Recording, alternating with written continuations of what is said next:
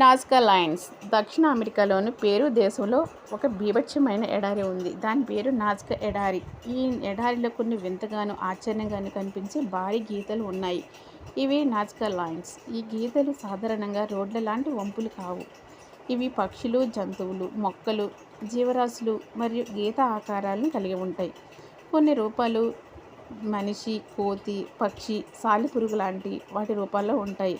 మరికొన్ని గీతలు నేరుగా వేల కిలోమీటర్ల దూరం సాగిపోతూ ఉంటాయి. మరి ఈ గీతలను ఎవరు గీశారు? ఈ నజ్కా లైన్స్ను 2000 సంవత్సరాల క్రితమే నజ్కా నాగరికత చెందిన ప్రజలు తయారు చేశారు అని శాస్త్రవేత్తలు విశ్వసిస్తున్నారు. వారు ఈ గీతలను ఎలాంటి ఆధునిక సాంకేతికత లేకుండానే రూపొందించారు. ఇవి భూమిని కొద్దిగా తొలగించి తెల్లగా కనిపించే నేలను బయటపెట్టడం ద్వారా రూపొందించారు.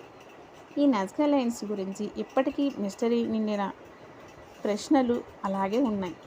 ఆకాశ దేవతల కోసం చేసిన పూజా రూపాలు కావచ్చని, జలమూలాలు ఉన్న ప్రదేశాలను గుర్తించేందుకు ఉపయోగించబడ్డ మ్యాపులుగా ఉన్నాయని, ఇవి ఖగోళ సంబంధిత గీతలు కావచ్చని నమ్ముతారు.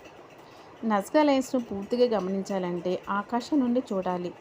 అలాంటి గొప్ప పూర్వకాల ప్రజలు ఎలా ఈ గీతలు రూపొందించగలిగారో ఇప్పటికీ ఓ అద్భుత మిస్టరీగానే ఉంది.